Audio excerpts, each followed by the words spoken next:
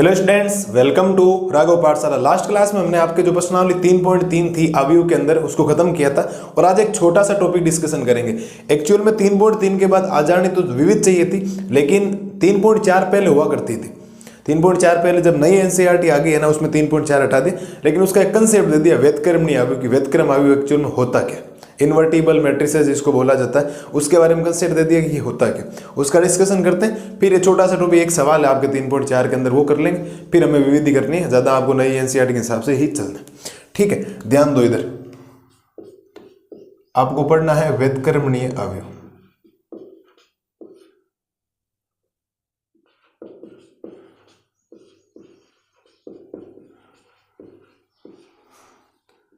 यानी जिसको आप व्यतक्रम अवयव भी बोलेंगे।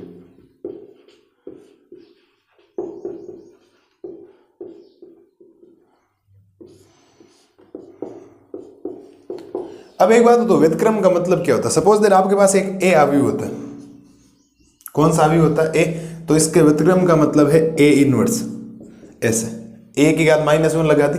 कोई आपके पास बी अवयव है तो इसका व्यतक्रम क्या है? B inverse. इनवर्स लग गया, इसका मतलब वो क्या हो जाएगा? आपका एक व्यतक्रमणीय अवयव हो जाएगा। इसकी परिभाषा पढ़ते हैं। आप लिखेंगे किसी वर्ग अवयव, किसी वर्ग अवयव ए तथा बी के लिए, किसी वर्ग अवयव ए तथा बी के लिए दोनों अवयव मतलब ए और बी, दोनों अवयव एक दूसरे के व्यतक्रम होंगे।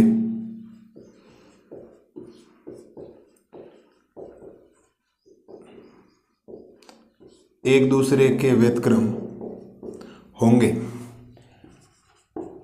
यदि ए को बी से गुणा करो। सुनना मेरी बात ध्यान से, व्यतक्रमणीय अवयव की शर्त है ये जो अब लिख रहा हूं। किसी वर्ग अवयव होना चाहिए पहली बात तो। अगर कोई वर्ग अवयव है तभी तो आप ए बी और बी ए को बराबर कह सकते हो। वर्ग अवयव ए तथा बी के लिए दोनों एक दूसरे के व्यतक्रम होंगे यदि ए को बी से गुणा करवाओगे, चाहे बी को क्या किससे गुणा करोगे? ए से। दोनों बराबर आने चाहिए और दोनों उत्तर क्या देना चाहिए? आई देना चाहिए।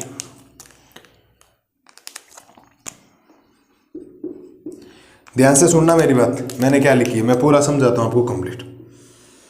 अभी एग्जाम्पल भी कर लेना, टेंशन मत लो। कोई भी दो अवयव एक दूसरे के व्यतक्रम तभी कहलाएंगे जब वो वर्ग अवयव होने चाहिए पहले। जब आप ए को बी से गुणा करोगे, ए बी निकालोगे, फिर आप बी ए निकालोगे, दोनों उत्तर क्या आना चाहिए? आई। आई क्या होता है बेटा? तत्समक अवयव होता है। कौन सा अवयव होता है? आई। आई होता है तत्समक अवयव। बोलो हाँ या ना। अब आप एक इमेजिन करो कि मैं एक एग्जाम्पल लेके आपको बताता हूं। आपके पास ए अवयव है 2, 3। कौन सा अवयव है? 2, 3, 1 और 2 तथा एक बी अवयव है आपके पास 2 - 3, 2 - 3 -1 और 2। ये आपके पास दो अवयव है। अब आपके पास अगर ये दो अवयव है तो दोनों वर्ग अवयव है बिल्कुल, क्योंकि इसकी भी कोटि 2 × 2 है और इसकी भी कोटि साहब कितनी है? 2 × 2। कोई प्रॉब्लम? मेरे हिसाब से कोई प्रॉब्लम नहीं होनी। अब अगर आपको इनको व्यतक्रमणीय अवयव सिद्ध करना है कि ए बी का व्यतक्रमणीय है या बी ए का व्यतक्रमणीय, अगर सपोज ए बी का व्यतक्रमणीय है इसका मतलब ए इनवर्स होगा, और बी ए का व्यतक्रमणीय है इसका मतलब बी इनवर्स होगा। ये आपको बता रखना। दूसरी बात आपको ये ध्यान रखनी है, ये आगे एक कंसेप्ट काम आएगा, थोड़ा ध्यान रखें। व्यतक्रमणीय की शर्त है कि ए बी को गुणा करवो, चाहे बी को ए से गुणा करवो, आई आना चाहिए। अब हम इनको गुणा करके देखेंगे, आई आना चाहिए आपका। ध्यान देना साहब इधर। ध्यान अगर आप दोगे तो पहला जो गुणा आएगा वो आएगा ए बी का। किसका गुणा आएगा? ए बी का। तो 2, 1, 3, 2 गुणा हो जाएगा 2 -1 -3 और 2। मैं गुणा आगे कर रहा हूं, ध्यान देना। गुणा आपको बता रखा है, ये 2 इस 2 से गुणा होगा तो 4, फिर चिन्ह आता है प्लस का। 3 को इस -1 से गुणा करोगे तो -3, 2 को इस -3 से गुणा करोगे तो -6, और 3 को +2 से करोगे तो ये हो जाएगा +6। 1 को 2 से गुणा करोगे तो 2 प्लस 2 को -1 से गुणा करोगे तो -2। ठीक है जी। 1 को -3 से गुणा करोगे तो -3 प्लस 2 को 2 से गुणा करोगे तो 4 और बराबर आ जाएगा आपके पास 4 में से 3 गया कितना बचा 1, -6 में से +6 गया 0, +2 में से -2 गया 0, 4 में से 3 गया कितना बचा 1। कैसा मैं इसको आई नहीं कह सकता कि बिल्कुल कह सकता हूँ तत्समक अवयव। अगला गुणा हो जाएगा b को हम a से गुणा करेंगे। b लिखो पहले 2 -1 -3 और 2 ये लिखा b। अब a लिखो 2 1 3 और 2 बराबर 2 को 2 से गुणा करो 4 प्लस -3 को 1 से गुणा करोगे -3, 2 को 3 से गुणा करो 6 प्लस -3 को 6 से गुणा करोगे -6, -1 को 2 से गुणा करोगे -2 प्लस 2 को 1 से गुणा करोगे 2, -1 को 3 से गुणा करोगे -3, 2 को 2 से गुणा करोगे 4। सोल्व करो इनको। जब सोल्व करेंगे 4 में से 3 गया कितना बचेगा 1, प्लस 6 में से -6 गया 0, -2 प्लस 2 0, 3 में से -1, 4 में से -3 गया कितना बचा 1 और ये हो गया आपके पास आई। हाँ बेटा, मुझे नहीं लगता कोई समस्या है व्यक्त करने में। इतना छोटा टॉपिक है ये, प्रश्नावली हटा दी 3.4 वरना करते तो आपको आनंद ही आता। ठीक है, अस्तित्व में तभी होगा जब ये आई आया होना चाहिए। a को b से गुणा करो या b को a से गुणा करो, आपके पास वापिस आपको i प्राप्त होना चाहिए। कौन सा अवयव प्राप्त होना चाहिए? तत्समक अवयव प्राप्त होना चाहिए, तभी ये व्यक्तकरण अवयव कहलाए। मैंने आपको एक एग्जांपल देके बता दिया, हर बार दोनों कंडीशन आई आ रहा है। ab का भी उत्तर कितना आया i और ba का उत्तर भी कितना आया i। अभी तक हम ये पढ़ रहे थे a और b को गुणा करो, a को b से करो या b को a से करो, बराबर नहीं आता। लेकिन वर्ग अवयव के लिए आप अगर गुणा कर रहे हो कुछ ऐसे नंबर से, व्यक्तकरण अवयव तो आपके हो जाएगा।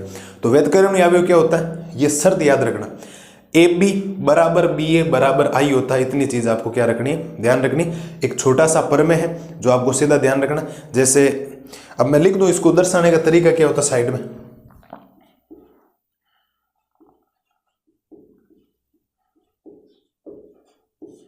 व्यतक्रम अवयव को A इनवर्स से निरूपित करते हैं।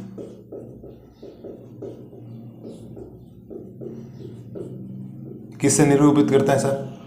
A इनवर्स से। इनवर्स आ गया, इसका मतलब ये व्यतकरण में अवयव। मुझे नहीं लगता किसी भी प्रकार की कोई समस्या आपको होनी चाहिए। इन्वर्टिबल मैट्रिसेस जिसको बोला जाता है, जिसको इनवर्स बोला जाता है।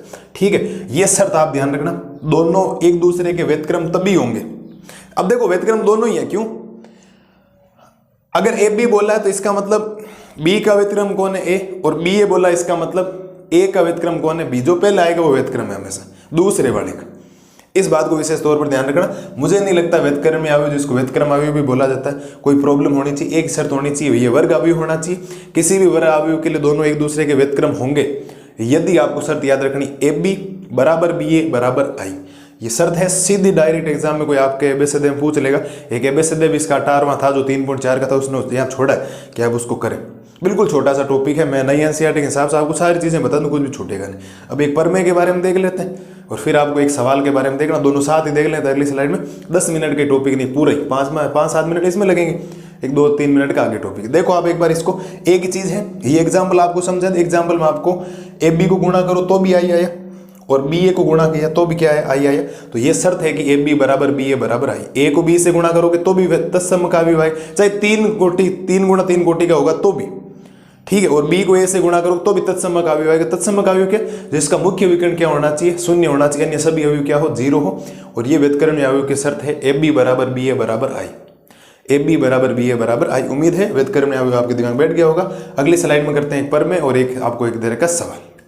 अब देखो कुछ व्यतकरण अवयव से रिलेटेड कुछ पॉइंट और डिस्कशन करते हैं और ये डिस्कशन होने के बाद आपका व्यतकरण अवयव 3.4 एक छोटा सा एक सवाल दे रखा, वो भी खत्म हो जाएगा। कुछ बातें हैं नोट में, आपको एक पॉइंट याद रखना, यदि A तथा B समान कोटि के व्यतकरण अवयव हो तो अगर आप A को B से गुणा करो, पहले अवयव A को B से गुणा करवाए फिर उसका व्यतक्रम निकालो, या पहले B का व्यतक्रम निकालो A का व्यतक्रम निकालो, दोनों गुणा करो, बराबर है बात। तो आप AB के इनवर्स को लिख सकते, जैसे आपको AB बराबर क्या बताया, AB का डेस क्या बताया था, B डेस A डेस बताया, वैसे AB का जो इनवर्स है वो जाएगा B इनवर्स A इनवर्स के बराबर। इस बात को ध्यान रखना। अब व्यतकरण अवयव के बारे में ज्यादा आपको चीजें नहीं पढ़नी, हम सारणिक पढ़ेंगे इसके बाद, चैप्टर के बाद जल्दी आने वाला है, उसके अंदर हम डिस्कशन करेंगे एक्चुअल में ये व्यतकरण अवयव होता क्या वहाँ कंप्लीट चीजें ए इनवर्स कैसे निकलता है वहां पर आपको सारणी के माध्यम से व्युत्क्रम में आगे पढ़ना। बाकी 3.4 पूरी प्रश्नावली डिलीट हो रखी है आपके नए सेशन के हिसाब से, नए सिलेबस के हिसाब से एनसीईआरटी में नहीं है आपके, ठीक है। तो एक सवाल उसका रखा, ये 18वां सवाल था, मैंने आपके सामने लिख दिया और कुछ पॉइंट लिखे जो आपको याद रखने, ध्यान रखने, आपको कहीं ना कहीं काम आ जाएंगे। तो कोई भी ध्यान रखना, समान कोटि व्युत्क्रम नहीं आवे तो उसकी शर्त है ए बी का जो इनवर्स होता है वो किसके बराबर होता है, बी इनवर्स और ए इनवर्स के बराबर होता है, इस बात को ध्यान रखना। अब एक सवाल है, अवयव ए तथा बी एक दूसरे के व्युत्क्रम कब होंगे, जब ए को बी से गुणा करो यानी ए बी को ए से गुणा करो यानी बी ए, किसके बराबर आना चाहिए, तत्समक अवयव यानी आई के बराबर आना चाहिए। और आपका एक ऑप्शन है, ऑप्शन नंबर डी, वो करेक्ट हो जाएगा। कोई समस्या, ये बात मैंने अभी जस्ट पहले ही बताई, ये एक सवाल दे रखा था, एक्चुअल में एक ही सवाल है। अगर किसी के पास पुरानी किताब है उसका 3.4 है, उसका क्वेश्चन नंबर ये 18 है। ये जो 3.4 है आपके, उसका क्वेश्चन नंबर कितना है, ये 18 है। 18 क्वेश्चन थे, 17 हटा दी, अभी एक रखा है, परिभाषा के हिसाब से रख दिया उसने। तो ध्यान रखना, एक दूसरे व्युत्क्रम तभी कहलाएंगे जब ए बी बराबर बी ए और बराबर क्या आना चाहिए, आपका आई आना चाहिए। ये बात मैं आपको ऑलरेडी बता चुका हूँ, मुझे नहीं लगता इसमें कोई समस्या। तो पहला पॉइंट हमने पढ़ा, ए बी का जो इनवर्स होता है उसको बी इनवर्स ए इनवर्स लिखा जा सकता है। व्युत्क्रम में अवयव तभी होगा जब ए बी बराबर बी ए बराबर क्या होना चाहिए, आई। और 3 पॉइंट मैंने इस पे से लगा के लिखे हैं, तीनों को आपको ध्यान रखना। क्या ध्यान रखना, ध्यान ये रखना है कि कोई भी अवयव है, कोई भी अवयव है उसको इनवर्स से गुणा करोगे तो हमेशा ही आई आएगा। अब चाहे ए को ए इनवर्स से गुणा करो, चाहे ए इनवर्स को ए से गुणा करो, उत्तर तो क्या आना चाहिए, आई आएगा। इस बात को ध्यान रखना, मतलब उसके इनवर्स को, जैसे बी इनवर्स को बी से गुणा कर दिया तो बी बन जाएगा, सी इनवर्स को सी से गुणा कर दिया सी बन जाएगा, डी इनवर्स को डी से गुणा कर दिया, मतलब डी इनवर्स को अवयव डी से करना, ध्यान रखना ना, अवयव बोल रहा हूं, अवयव समझना आप, डी इनवर्स को डी से गुणा कर दिया, आई बन जाएगा। दूसरी बात, किसी भी अवयव को उसके तत्समक अवयव से गुणा करो, किसी भी अवयव को उसके तत्समक अवयव से गुणा करो या किसी भी तत्समक अवयव को उसके अवयव से गुणा करो, उत्तर हमेशा ये आए। सब ये सब जो चीजें हैं वो वर्ग अवयव के लिए है, ध्यान रखना, वर्ग अवयव के लिए, ये सारी चीजें वर्ग अवयव के लिए सॉलिड है, ध्यान रखना। और दूसरी बात, किसी भी व्युत्क्रम अवयव को उसके तत्समक से गुणा करोगे तो वापिस वही आ जाए, कोई फर्क नहीं पड़ता। तत्समक कभी फर्क नहीं पड़ता। देखो मेन अवयव से गुणा किया तो भी ये आ गया और ए इनवर्स को आई से गुणा किया तो भी ए इनवर्स आए, मतलब तत्समक से गुणा करने पर कोई फर्क नहीं पड़ता। इस बात को आपको ध्यान रखना। उम्मीद है मेरे लाल और लालियों को प्रश्नावली 3.4 का छोटा सा कंसेप्ट, एक बेसिक सा कंसेप्ट 10-15 मिनट की क्लास है, कहीं छोटे से नोट्स बना के लिख ले एक पेज में, याद हो जाएंगे। बाकी 3.3 तक हमने गर्दे उड़ा रखे हैं, एकदम बेहतरीन तरीके से चीज़ों को समझ रखा। अब आपके है इसके बाद का जो लेक्चर आएगा वो आपके सामने होगा, जो विविध प्रश्नावली है आपके, उसके अंदर 2 उदाहरण है आपके टोटल, वो 2 उदाहरण करेंगे। उदाहरण नंबर कौन कौन से हैं मैं आपको बता भी दूं, 23 और 24, टोटल 2 उदाहरण है। फिर 10-11 सवाल है 2 वीडियो के अंदर, मतलब इस प्रश्नावली खत्म करने के लिए 3 वीडियो की जरूरत और पड़ेगी। 2 उदाहरण का मान लो, छोटे से 2 उदाहरण है, आपको बताना है, अलग से उदाहरण करवा दूंगा मैं। और फिर प्रश्नावली के लिए 2 वीडियो मान लो, विविध प्रश्नावली के लिए, क्योंकि क्वेश्चन भी ढंग के दे रखे हैं 2-4, उनको करेंगे। बाकी मुझे नहीं लगता कोई प्रश्नावली तीसरे और दूसरे चैप्टर में आपको दिक्कत आई होगी। सारणिक भी सिंपल है, थोड़ा आगे अब जो चैप्टर आने वाला अवकलन समाकलन उनमें माता बच्ची होगी, लेकिन हम उनको भी बेहतरीन तरीके से कर लेंगे। आपके एक रत्ती भर का कंसेप्ट आपके ऐसा नहीं होगा कि आपको समझ में नहीं आया, एक एक कंसेप्ट को क्या करेंगे, क्लियर करेंगे। उम्मीद है ये बातें आपको ध्यान रखनी, ये भी ध्यान रखनी, ये तो सवाल है, परिभाषा होगी, ये पॉइंट ध्यान रखना। ए इनवर्स को ए से गुणा करोगे या ए को ए इनवर्स से गुणा करोगे, आई बन जाएगा वो। ए को आई से गुणा करोगे, आई को ए से गुणा करोगे तो ए ही बनेगा। और ए इनवर्स को आई से गुणा करो या आई को ए इनवर्स से गुणा करो, क्या बनेगा, ए इनवर्स बनेगा, क्योंकि आई मतलब तत्समक अवयव है। आई कौन सा, ऐसा मैं लिख देता हूं एक बार, ये जो अवयव है वो है आपका तत्समक अवयव। तत्समक अवयव है और तत्समक अवयव से कोई फर्क नहीं पड़ता, क्योंकि 1 0 1 0 1 होता है, या 3/3 में 1 0 0 0 1 0 1 0 0 1 होता है। उम्मीद है प्रश्नावली 3.4 का व्युत्क्रम अवयव आपके दिमाग छप गया होगा। मिलते हैं जल्दी नए वीडियो में नए जोश और जुनून के साथ, तब तक मस्त रहिए, स्वस्थ रहिए। और इन तीनों पॉइंट्स को ध्यान रखना, मैं प्रश्नावली 14 जो चैप्टर करवाऊंगा उसके अंदर काम में लेने वाला, मैं वहाँ ए इनवर्स नहीं करूँ, फिर मैं पूछूंगा ये कहाँ लिखा हमने, ये मत कहना सर हमने ये लिखा ही नहीं था, है ना, ये मैंने लिखा आपके लिए, ये यहाँ से उठाएगी, एक छोटी सी बात में से उठा दी, आगे काम में लूंगा, फिर ऐसा नहीं होना चाहिए, हमने ये नहीं पढ़ा।